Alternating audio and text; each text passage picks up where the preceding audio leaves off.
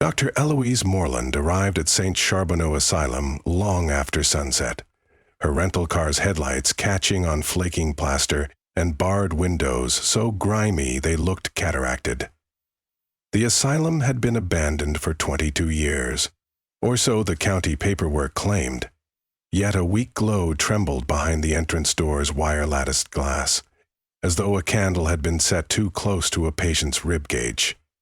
Eloise killed the engine, listening to it tick itself cool in the autumn air, and tried to ignore the throb at her temples. She had come to complete a structural survey before the property was sold to developers. Just another job, she told herself. Another building begging to be shaved into condominiums. But the instant she stepped onto the weed-cracked walkway, she felt the air shift, the way a theater hushes just before the curtain climbs. Inside, the lobby smelled of plaster dust and boiled cabbage, an impossible scent given the rusted stoves in the asylum kitchen. Her flashlight beam wavered over a reception desk whose laminate had curled like dead leaves, and she caught herself murmuring hello even though she knew nobody should answer. Somebody did. A shuffling sounded from the corridor on her left, followed by the squeak of wet rubber soles. An elderly man emerged, face cratered by time, shirt buttoned to his throat as if, in deference to rules long expired. "You must be the engineer," he said, voice fragile yet precise. "Jonas Keller, caretaker." Eloise's contract hadn't mentioned a caretaker, but the keys on Jonas's belt gleamed with recent use. She offered a cautious handshake. His skin was paper thin, but the grip behind it was iron. "I keep the place standing," he said, as though guessing her next question. "The county pays me a pittance not to let it fall in on itself before the sale. You're lodging in the West Wing tonight. Electricity's sporadic, so I've laid out lanterns." Eloise tried for a smile. "I appreciate the hospitality." "You won't," Jonas muttered, gaze flicking to the walls as though they were nosy children. "And midnight's a cruel hour here. If you hear scribbling, lock your door, and keep every light burning." Before she could ask what scribbling meant, the caretaker shuffled away, keys clinking like teeth in a glass. Eloise had inspected mines with poisonous air, and stadiums whose steel beams had wept orange tears, yet none had made her skin itch as St. Charbonneau did. The corridors snaked at odd angles, architecture distorted by subsidence or by an architect with a Baroque disdain for right angles. Room numbers dissolved under mildew, and the wallpaper, they were roses once, faded to bruises. As she took notes, she noticed something eerie. Though the paint flaked, none of it had fallen to the floor. The chips clung to plaster the way scabs cling to healing flesh. She set up camp in what had been the nurse's lounge, surprised to find a cot already unfolded. Jonas had left a tin of cocoa, a thermos of boiled water, and a matchbox. Beneath the domesticity lurked a warning. It suggested a ritual, something repeated often enough to feel like hospitality. Eloise unrolled her blueprints across the lounge table and tried to focus on load-bearing walls, but memory kept rerouting her thoughts. Her younger sister, Ava, had spent 2 years at Ridgefield Psychiatric before the medication leveled out. During parent-child visiting hours, Eloise had encountered the institutional hush, the scuffed linoleum, the wary orderlies. Ridgefield had been new and shining, yet terror had fermented in its corners. Here, terror had soaked into every board and joist until the building seemed to hum like a tuning fork, struck decades ago. She marked her last measurement at 11:43. Outside the cracked window, the night sagged moonless. She noticed the silence first. No crickets, no wind fussing through gutters. Then, faintly, the sound Jonas had warned about, scratching, swift as mice behind drywall, but methodical, as if something wrote on a blackboard. Eloise's hand tightened on her mechanical pencil. She dismissed the urge to lock the door. She prided herself on skepticism. Yet the scratching amplified until it sounded like an army of pens carving confession into paper. She pivoted, flashlight sweeping the hallway. Nothing. The corridor was too still, the air too tight, like lungs refusing to inflate. And then the walls began to bleed. It was not liquid blood, but a seeping of color-inky maroons and slick charcoals. As she watched, the streams thickened, congealed, and shaped themselves into letters. The letters twisted, coupling into words. The words fused into sentences. Every sentence moved, jittery, as if written by someone with a tremor. They scrawled over each other, silencing themselves with new lines of script. Eloise backed away, heart machine-gunning. The graffiti wasn't random. She recognized phrases. "I never hurt her. Please take the knife away." Single voice panicked. Another wall answered, "The spiders live in my stomach. They eat the pills." The handwriting differed, taller, almost childlike. Further down, yet another statement smeared. "I am already buried. Let me rot in peace." The walls glimmered with a menagerie of psychiatric agony, and as midnight struck, she heard the faraway chapel bell clang 12 dull notes. Each sentence began to glow from within, like cigarette ends during a power outage. Ink turned bioluminescent. The hallway flooded with a weak, sorrowful light. Eloise's scientific mind ballooned with questions, but fear throttled them. Her recorder, standard issue for site assessments, was in her pocket. Gingerly, she thumbed it on. "This is Dr. Eloise Moreland," she whispered. "Time, midnight exactly. Observing spontaneous pigment exudation on multiple interior walls. The material appears alive." She hesitated, appalled at how small her voice sounded against the living sentences. A floorboard creaked behind her. She spun, but the corridor was empty. The dripping words, however, rearranged themselves like flocking birds, forming a crude arrow pointing left. Eloise's mouth went dry. "Is someone there?" she asked, feeling absurd. The arrow thrummed, then stretched, the tail unraveling to form new letters. "Come help us." Eloise raised her recorder again, fingertips slick with sweat. This could be projection mapping, she tried to reason aloud, recalling how modern artists use light to simulate impossible graffiti. But a half-cis island had no electricity for such tricks. She edged down the passage, claustrophobia melting her composure with every step. The sentences parted like ferns touched by a passing animal, creating gaps just wide enough for her shoulders. She noticed additional details. Fingerprints embedded in the pigment, palm prints streaked downward as though someone had tried to claw their way out of the wall. The scream of old hinges softened her spine. Someone had opened a door ahead. A figure stepped into view, backlit by the phosphorescent text. Eloise lifted her flashlight and froze. The woman wore a patient gown. Its blue faded to the color of skim milk. Her legs were bare and translucent. Veins mapped them like subway lines. But her eyes glowed with frantic lucidity. She looked 30, maybe, yet the skin on her hands was parchment. "You don't belong here," the woman breathed. "They'll write you into the stone." Eloise's throat closed. I'm inspecting the building. Who are you?" "I was Paige, 315B, she said, voice crumbling. "Now I am a stain." Eloise tried not to flinch as Paige stepped nearer. The woman's outline flickered, as if the glowing backlight rendered her a film projection. Through her ribs, Eloise saw the creeping graffiti on the opposite wall. The patient was half corporeal, half memory. "How are you talking to me?" Eloise asked, because the sane question anchored her. "The walls keep us," Paige murmured. "During the day we sleep behind the plaster. At midnight they let us surface, but only long enough to beg." "Beg for what?" "For an eraser." Paige's gaze fell on Eloise's flashlight, mouth quivering like a struck tuning fork. Before Eloise could respond, a cold gust whipped down the corridor, scraping words off paint like bark off a storm-felled tree. Paige shrieked, dissolving into spindrift letters. They scattered against the ceiling and were swallowed by the building's bones. Only one phrase remained, printed where Paige had stood. "Ava is here." Eloise's stomach pitched.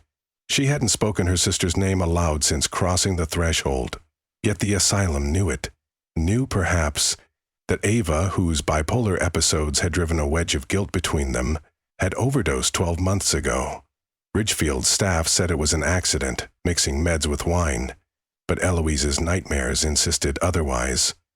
"Ava is here," the wall insisted, the letters pulsing like a migraine aura. "No," Eloise said. She was never a patient at St. Charbonneau. The letters melted, reshaping. She visited. People forget visitors.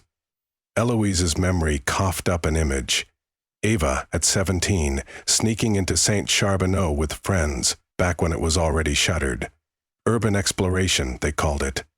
She'd shown Eloise photos. Filthy bathtubs, a wheelchair abandoned under skylight.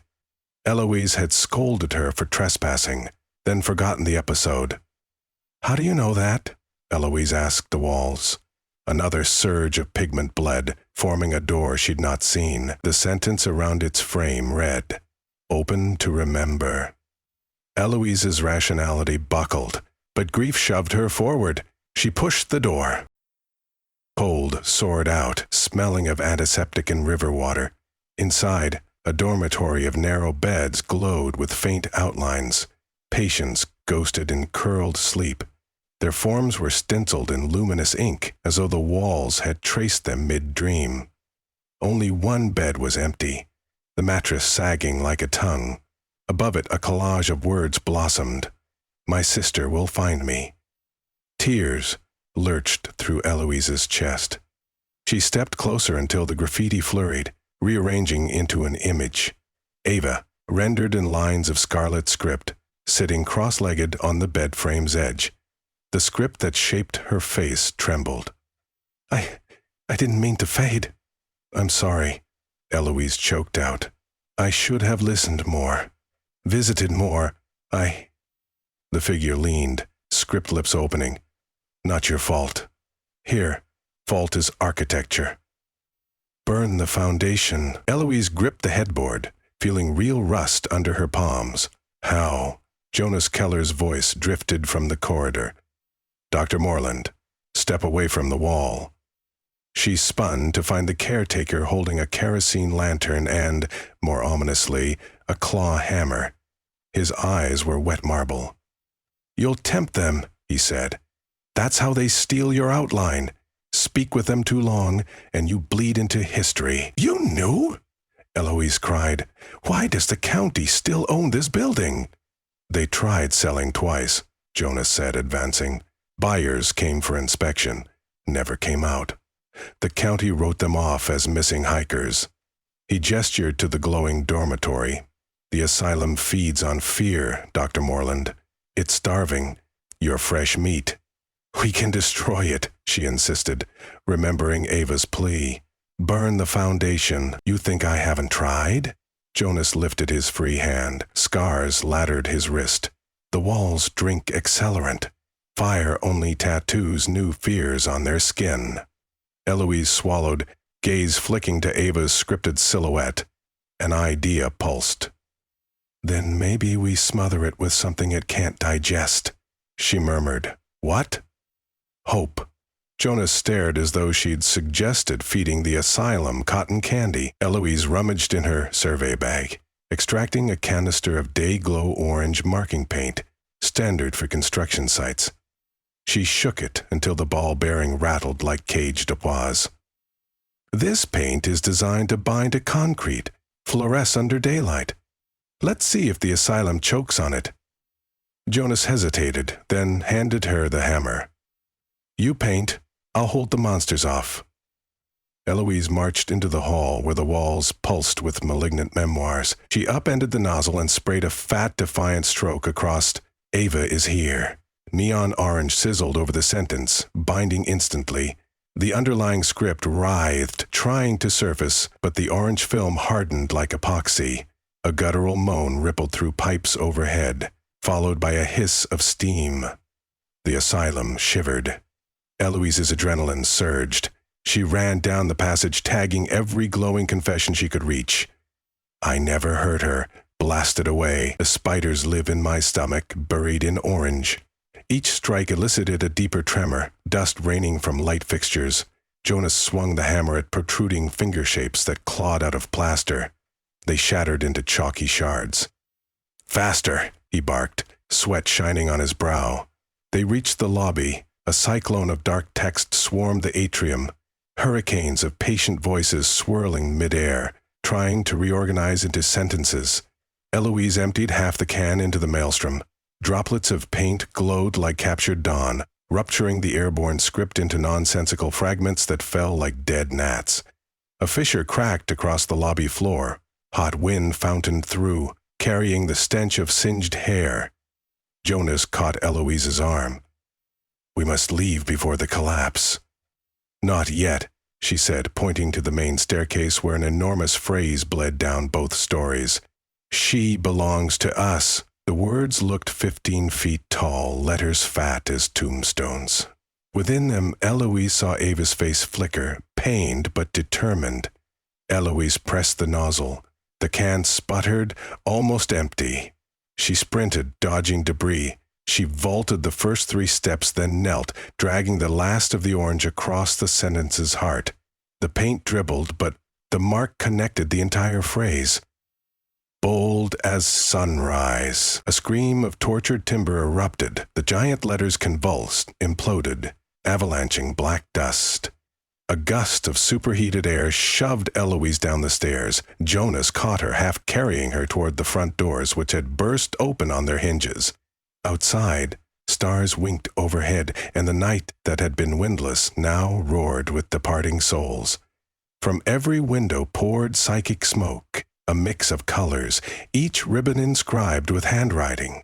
They twisted skyward, freed graffiti spinning into the upper air like exhausted birds. Eloise watched thousands of fears evaporate into the cosmos until the windows glowed clean. The walls themselves paled, hemorrhaged of ink. Cracks fanned outward. A structural groan rumbled, vertebrae giving way. Jonas and Eloise staggered across the lot as St. Charbonneau sagged inward, folding like a tired puppet. Dust plumed, but no flame caught. The asylum collapsed as quietly as a missing breath. When the thundering settled, night insects resumed their chorus. Eloise sank onto the curb, lungs dragging air through tears both cold and hot. Jonas lowered beside her. "You did it," he murmured, awed. "We did enough," she corrected, voice raw. "Will the county sell this heap of rubble?" "They'll haul it off in trucks," Jonas sighed, then chuckled brokenly. "Concrete reclamation. Imagine that. Fear recycled into sidewalks." Eloise's gaze climbed the sky. Among the constellations, faint streaks of orange phosphor drifted like party balloons, dissolving into the dark. She wondered if Ava's essence was there, free at last, or somewhere subtler, woven into the hush between leaves. Jonas stood, brushing dust. "Your report will be interesting reading. I'll call it an unsalvageable structure," Eloise said, managing a tired smile. "Recommend complete demolition." He offered a hand to lift her. "And the living graffiti?" She pocketed her empty paint can. "Only walls with eyes will understand." A breeze swept the lot, nudging tumbleweed papers across cracked asphalt papers blank on both sides. Pages the asylum had once used for patient charts, perhaps. Their emptiness felt merciful. Eloise turned toward her car, dawn's first tarnished light dilating the horizon. She would sleep, eventually, and maybe dream of orange horizons. But she would not forget the asylum's final lesson, that architecture stores memory, and memory can either shackle or be repainted by stubborn hands. She flexed her paint-stained fingers and thought of new walls, clean ones, waiting to be written upon, preferably by the living and the hopeful. Behind her, the ruins of St. Charbonneau settled into silence. No more midnight scribbling, no more bleeding walls, just stone cooling under a newborn sun, and in the paling sky, the faintest echo of laughter, sisterly, light, and finally free.